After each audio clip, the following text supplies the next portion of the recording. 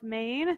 It is Tuesday, October 9th, and we are doing our bi-weekly Facebook Live office hours. I'm so happy to be here. There's a ton to cover this week.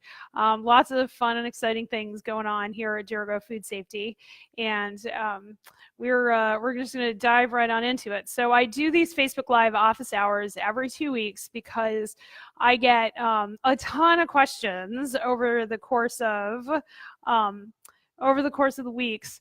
And I like to come on and address them so that I can be answering everybody's questions, create an archive of it, and send people to someplace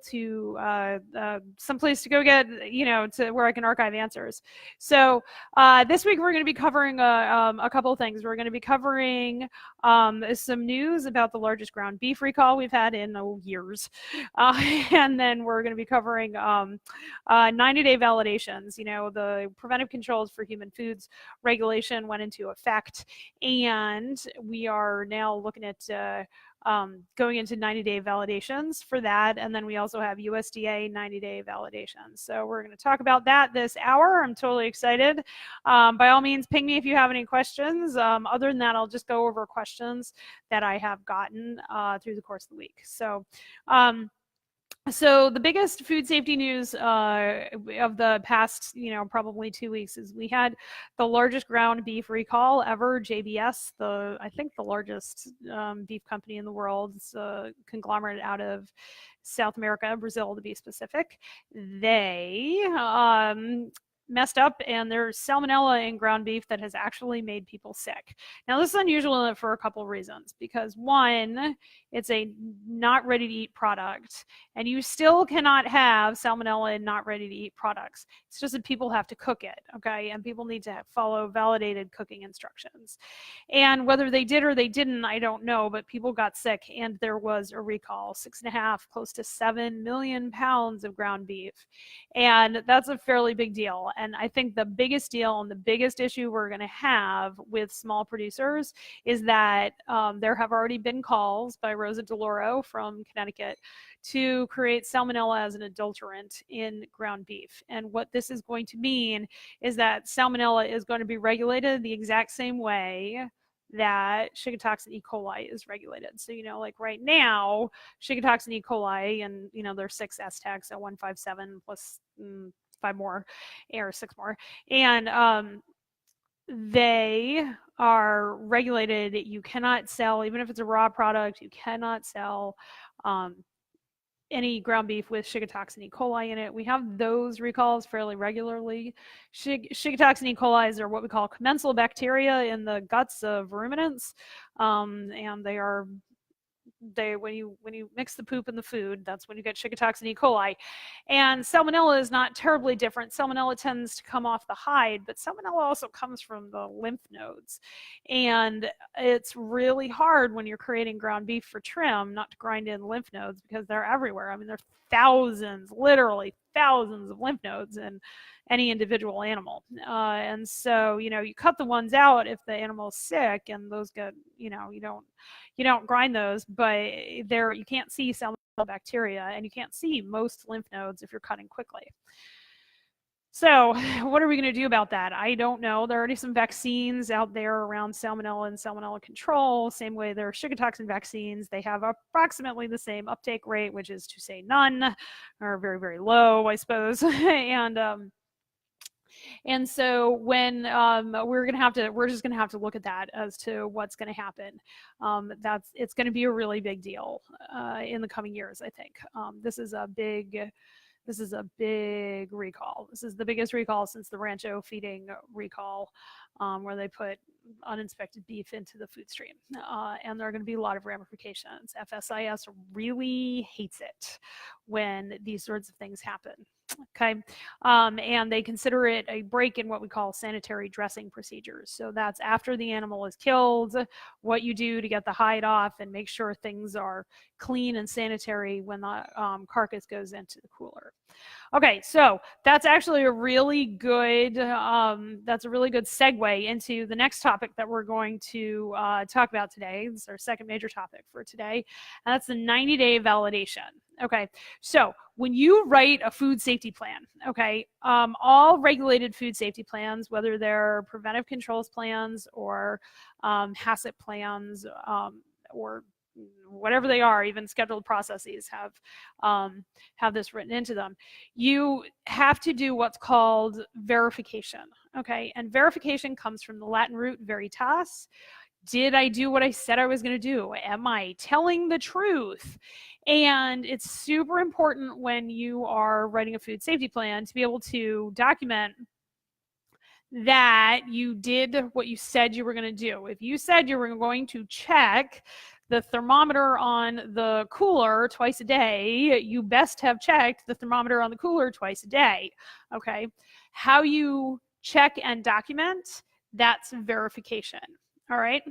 There is a subset of verification called validation. Yes, both of these words start in V. Yes, it's confusing, okay, but unfortunately, we just got to get over the overwhelm. So validation is the subset of verification that asks, is what I'm doing helpful? Has somebody with a lot of letters after their last name or a government entity told me that this is helpful? I mean, there's a reason we keep our refrigerators below 40 degrees in USDA processing.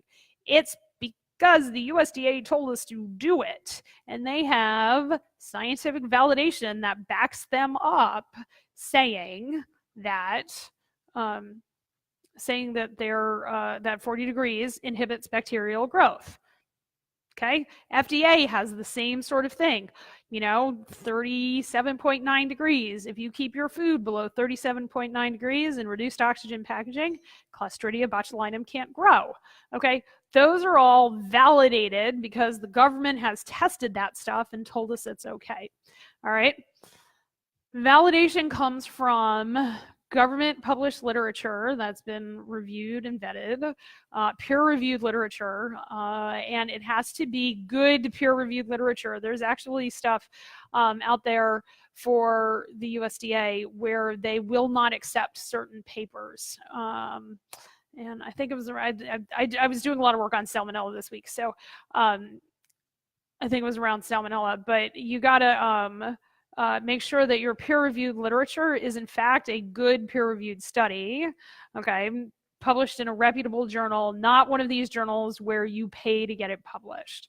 Okay, we'd have a whole entire conversation about publish or perish and what it is doing to academic discourse, but it's having a real effect down at small food businesses because we don't have access to doing in-house validation studies, which is where you hire somebody with a PhD and somebody like me designs a study in your facility doing exactly what you do, like step 1, 2, 3 of your process.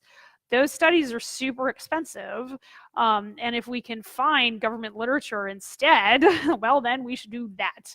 Okay, there's a ton of government literature out there.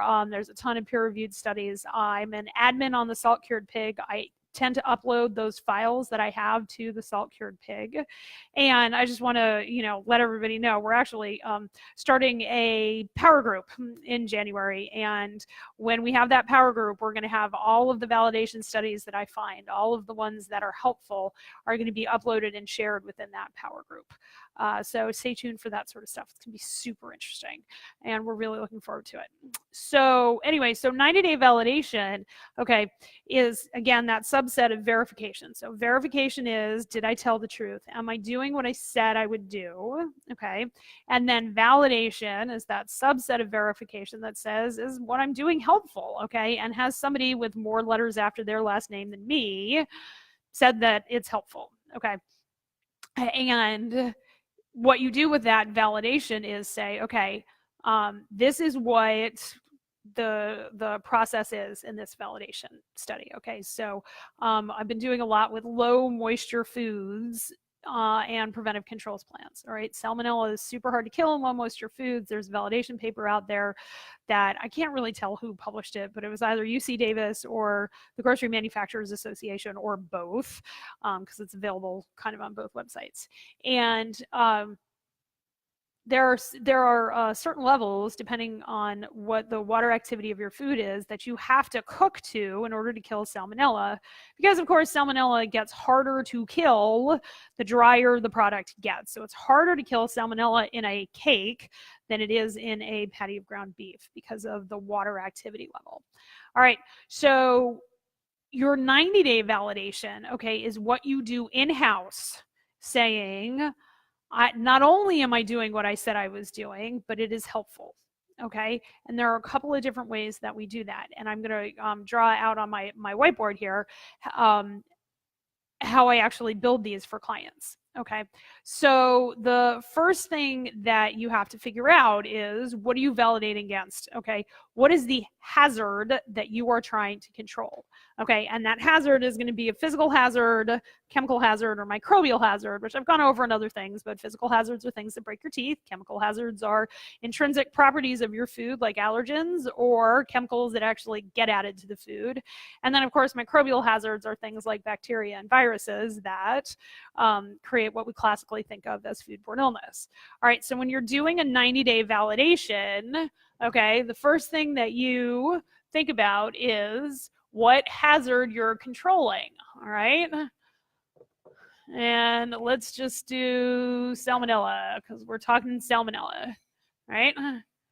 Then what's the product that you're controlling it in? All right, cake, because everybody who makes cakes and sells them wholesale now, all right, is going to have to, by now has to have a preventive controls plan. So let's bring you a little closer here. Yeah, that's a little better.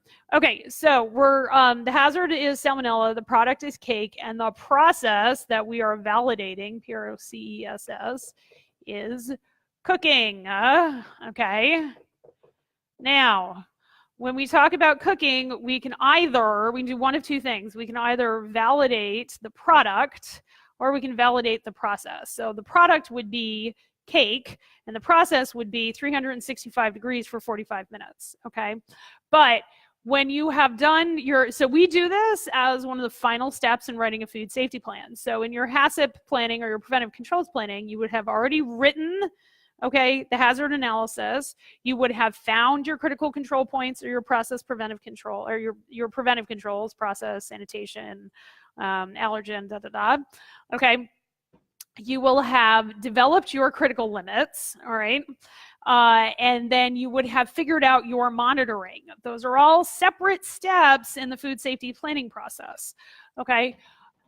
And what validation does is ask, did I do my monitoring well to prove that I'm following the process that I validated back to, okay? So in the beginning, it is easier to do product-based critical limits, okay, that your cakes got to a certain internal temperature for a certain amount of time. As you gather that data, you will change your critical limits to a process-driven one. Okay, so that all you have to do is check your oven settings and make sure your oven thermometer is calibrated rather than sticking thermometers in cakes, right? So the critical limit, and I'm making this up, don't quote me on this, go to the salmonella and low moisture foods validation paper and you can look at it.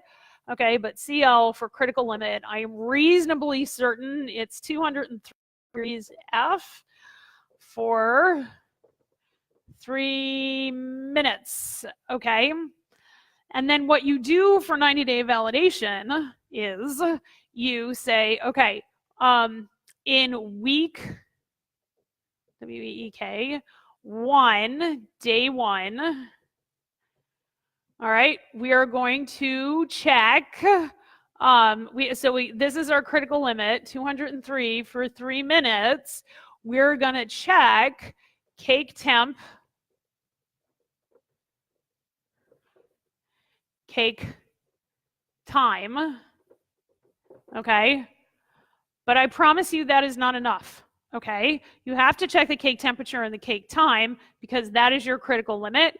You also have to check to see if your thermometer is calibrated, all right, or accuracy checked. Okay, because if you are not using an accuracy checked thermometer, how do you know you are making it to 203 degrees? You don't, okay? These are the things that, so you would put this in an Excel spreadsheet, okay, and then you would date, initial, this is date, time, and initial, okay, that you checked this stuff, all right? So we would do time, temperature, and thermometer accuracy. That now you can do two things. One, you can actually record it on here and pretend this is your monitoring, but I wouldn't do that. What you're actually doing is you're going back to your make sheets, to your production logs, to whatever it is that you record, you know, how much flour, sugar, and eggs, and whatever you put in your cake, and what time it went into the oven, what temperature it reached in the oven, and how long it stayed at that temperature, and then cooling times and things like that. So you have a lot of production worksheets that I'm sure that you use. Use those, like use that data to create information, to create actionable knowledge around what the heck you're doing, right? So on week 1, day 1, we're going to check the cake time, the cake temperature, and the accuracy, all right? The way I normally do this with folks is on every production day in the first week, all right, we do the same thing. So day 2, and I'm just writing 3 through 5 because I've got a small board here, okay? And then, so that's your production. You're going to take that for 13 executions of the HACCP plan or the preventive controls plan, or 90 days, whichever is longer, okay? And so if you only produce every other week, in 90 days, you will not have 13 executions of your food safety plan, okay? You have to do a minimum of 13 executions of the food safety plan. If one day you make carrot cake and the next day you make date cake and they all fall under the same preventive controls plan, it doesn't matter if on day 1 you make carrot cake and on day 2 you make date cake. It's this execution of the same plan, okay? So that goes into your 90-day validation, all right? Then what you do is at the end of the week, all right, you got to do testing, all right? Now, we're going to cheat a little bit here and say we're making cakes. Cakes are a ready-to-eat food. People commonly consume them, and you open up your package and you eat cake, right? So they're a ready-to-eat food. They're fully cooked. They're a flour product. So I happen to know kind of what you have to test for just because I've been doing this for a while. At the end of week 1, you decide what testing you are sending things out for, okay? Well, the hazard that we're worried about is salmonella, okay? I will tell you that if you cook to kill salmonella in a dry food, you will also kill Shiga toxin E. coli. It's like cooking to listeria in a wet food, because if you cook to kill listeria, you will kill everything else, okay? So those are our two bookends. If you kill for salmonella when something is low water activity, you'll kill everything else. And when you cook to kill listeria in a high water activity food, you will kill everything else, okay? However, that being said, we still got to test, okay? And we commonly, in a ready-to-eat food, we are going to test for salmonella, because that's our hazard. All right, we're going to test for Shiga toxin E. coli's, STEX, and we're going to test for listeria, because you make a ready-to-eat food, and we're not allowed to have listeria on your ready-to-eat food. Now, there are other things that you can test for. You can test for coliforms. You can test for generic E. coli. You can test for something called APC, aerobic plate count. All of these things are good to test for, no lie, all right? And in the beginning of your 90-day validation, you're going to want to test for them, okay? At the end of week 1, you take one of your days and you send it off, or you do it on day 3. Never send testing out on a Friday. The labs really hate that. Okay. So that's what you do in week 1. In week 1, you do days, all your production days. Okay. In week 2, depending on how everything went in week 1, we generally do every other production day, and we do that for weeks 2 and weeks 3. Okay. Then in week 4, so the end of month 1, where we have a lot of executions of the HACCP plan, the preventive control plan under our belt, then we can back it off to 2 days a week. And we do this sort of recording. Am I doing everything I said I was going to do twice a week? Okay, for, like weeks 4 through 8, kind of depending on how things are going. And then for weeks 8 through 12, you do it once a week. Okay. In the beginning, in the first month for testing, we send out testing once a week. In month 2, we send out testing every other week. And in month 3, we send out testing once a month. Okay. That's about as, and then once you're at like once a month testing in week 3, that's kind of a mirror of doing it once a quarter. Okay. And in most small food businesses, if you are not generating COAs, certificates of analysis, for each lot, you can probably test things once a quarter once you have all of this data behind you. Okay. The validation study is designed to create data. Did I check my cake temperatures? Did I check the times? Is it written on the documentation? Do we have dates and times and initials and everything on our documentation? Because that monitoring documentation from where you get this data, super important, okay? Because it's our monitoring that says, yes, I met my critical limit. I am signing off, me, the production worker, am signing off that the cake met the critical limit of 203 degrees for 3 minutes. I'm signing it off. This validation is you going back and saying, okay, we did the monitoring correctly. We did records review, which is a kind of verification. And now I'm looking at the whole thing. I'm saying, is what I am doing helpful? Does it conform to the scientific validation that I actually support, that I actually validated my food safety plan back to? Okay, I know this is kind of a subtle difference. I get a ton of questions on it. If you have questions about your 90-day validation, I'm totally happy to answer them, of course. That's what I got for you today. So if you don't have questions about 90-day validations or questions about other things coming on, I would urge you to pay attention to the Facebook page, because I'm actually recording a first podcast today. So we are coming out with something called the Smallholder Food Business Development Institute, and we are making smallholder food businesses profitable, one product, one process, and one thought at a time. It's super amazing.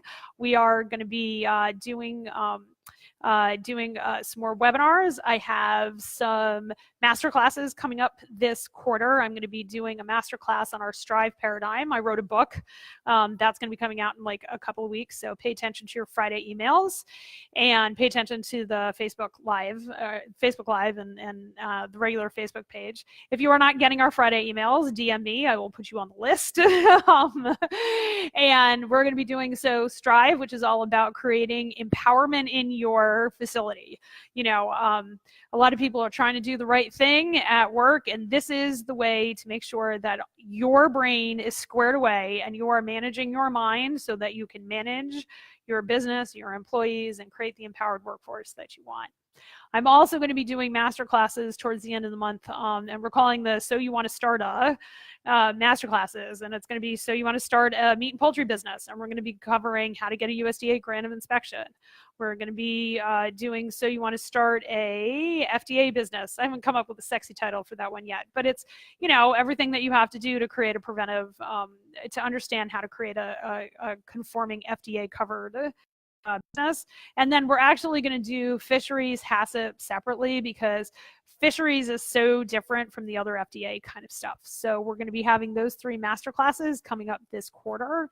And then we're going to be opening enrollment for the Power Group in November. So just a little I guess that's like 3 weeks away, eh? It's a 12-month curriculum. It's going to be super awesome.